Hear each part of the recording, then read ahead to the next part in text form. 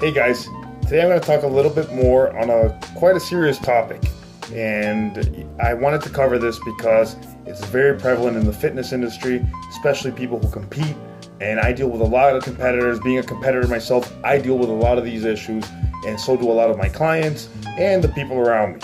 Now, what is this subject about? I want to talk about disordered eating. Why do I call it disordered eating and not an eating disorder? I actually got this term for the Precision Nutrition Training Manual.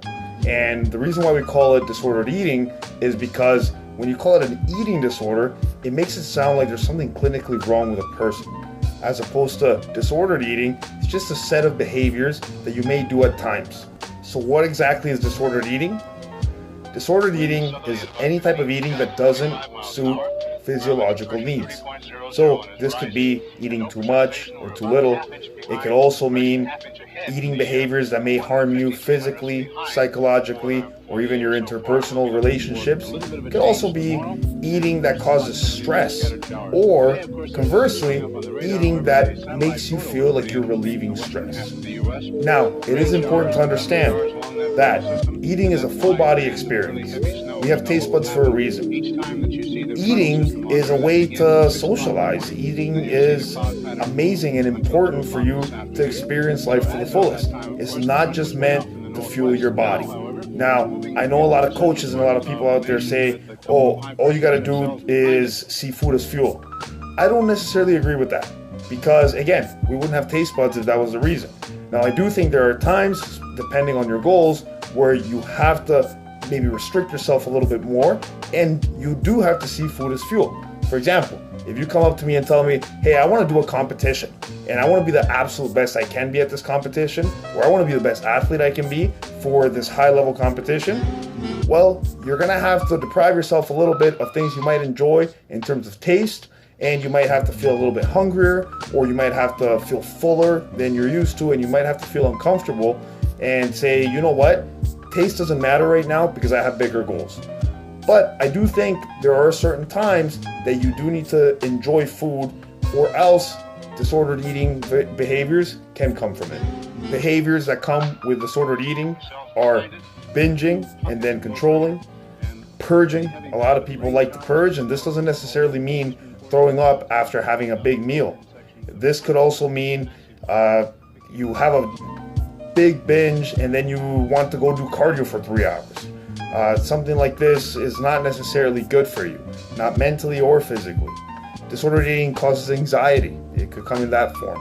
So you're anxious about your next meal, or you're anxious about going on this vacation with your family because you're not going to be able to get your specific timed meals at this point. It could come with judgment and also with body dysmorphia. So you might eat something and say, oh my God, I look so fat, when in reality it's just in your head.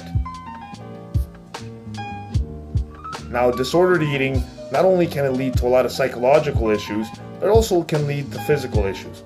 It might throw off your nutrients, so you might have certain nutrient deficiencies, or you might overdo it on certain nutrients as well. It could lead to fat storage or muscle wasting. It could lead to disrupted hormones, things like your thyroid hormone, things like your sex hormones like testosterone, estrogen, growth hormone. All these can be impacted, not only impacting your results, but also impacting your health. Some people might not consider that they have disordered eating practices, but they might have a food addiction. And I'm not going to lie to you guys. I experienced this a lot, and I have. When I was growing up, I was always very overweight. That trigger in my mind that says, hey, you're full, stop eating, I don't have that like a lot of people do. So I have to be very structured with my meal plan, because if I'm not, it can lead to overeating. And I won't lie, I do feel like I have a food addiction at times. And I do try to control it and manage it as much as I can. And I would say 99% of the time I'm successful because I think of my goals, my health. But I'm also human, and sometimes I do slip up. A food addiction doesn't necessarily mean you have to act upon it. Having a food addiction can mean constantly thinking about food and about that next meal. So it could also mean constantly thinking about, oh my God, I'm getting fat from the meals I'm eating. It could also mean being scared of eating more. So you're restricting yourself so much that you can't go out and have a meal with your family, or you can't eat outside the home because you're so obsessed with eating these specific foods that you have, or they have to be a certain quality for you to eat them. Now, I'm not saying you shouldn't eat good quality foods or you shouldn't stick to your meal plan, but at the same time, you also have to recognize that in life, nothing is black and white. There's always a gray area. For example, if you're caught at McDonald's for some crazy reason and you don't have a meal, you can always order a piece of chicken breast with a salad. It doesn't necessarily mean you have to go for that double Big Mac. Now, what would be normal eating behaviors? This is something I really preach to clients, and I wish more coaches did this because I think it's crucial. Again, depending on the client.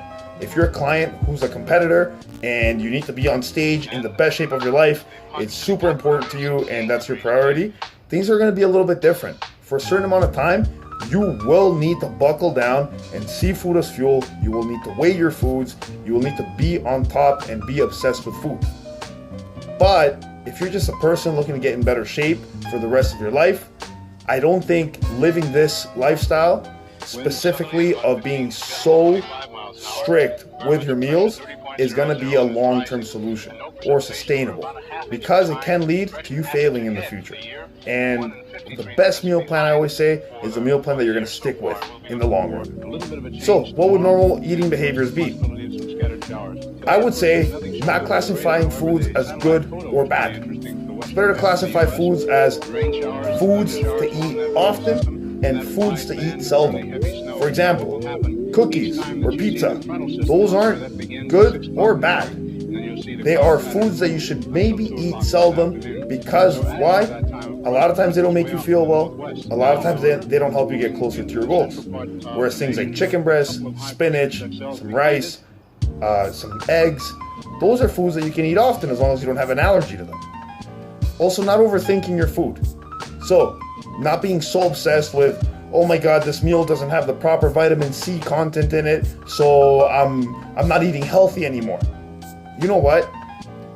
In the big picture, what matters is that you try to eat whole hearty foods, that you try to eat enough protein, healthy carbs coming from whole grains a lot of the time, your vegetables, and your healthy fats. And this is what's really going to matter. You want to pick foods that keep you physically and mentally satisfied. So find foods that you like that are healthy and make them taste good. So you can always use things like spices, certain vegetables, certain sauces that you can create at home, and they're going to be quite healthy and good for you. Now, why do I talk about this? Because I constantly see competitors not only dealing with disordered eating, but it's almost like they glorify it. So they glorify on Instagram and on Facebook, hey, all I do is think about food, and they're constantly posting these pictures of food and saying, oh, I wish I had this, I wish I had that. And you know what? We all get cravings. So I do it as well. But I don't think it's good when it's constantly over and over again on a daily basis that you're so obsessed with food that you got to tell this to the entire world. Honestly, I think that doing that is going to inflict certain patterns in your brain that is not going to make it good for you in the long run to deal with food and to have a good relationship with food. It really mentally sucks when you end up binging or when you end up really in a bad mental spot because you overate and now you feel fat and now you have body dysmorphia. So this is why I always say, guys, make sure to really take care of not only your physical health, but your mental health. Because you can restrict yourself all you want and have the perfect diet and be physically fit. But if mentally you're not all there, unfortunately, in the long run, you're not going to see the results that you're going to want and you're going to feel miserable. So try to implement some of these behaviors with food. Try to make sure to ask your body, do I really need this? What do I need right now? Am I really just craving those carbs? Or is my body actually asking me for this?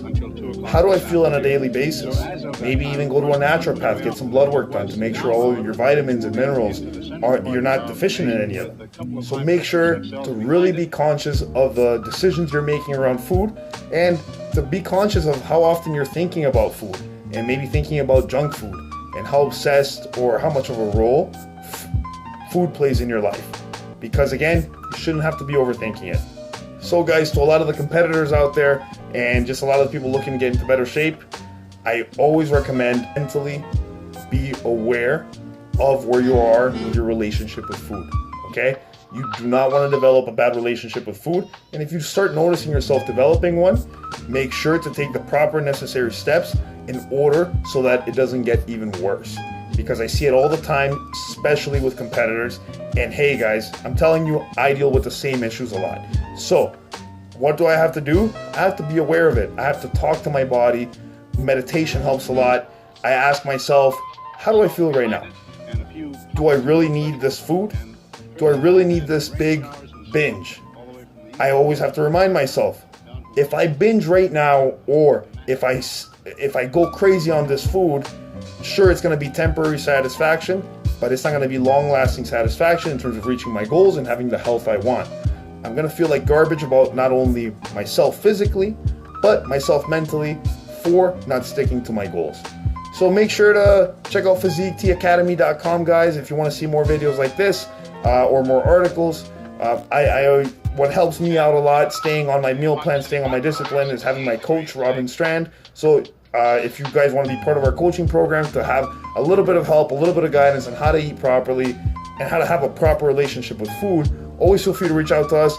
You can fill out the application. If I feel like we're going to work well together, we're going to be having a chat, okay? Have a great day, guys.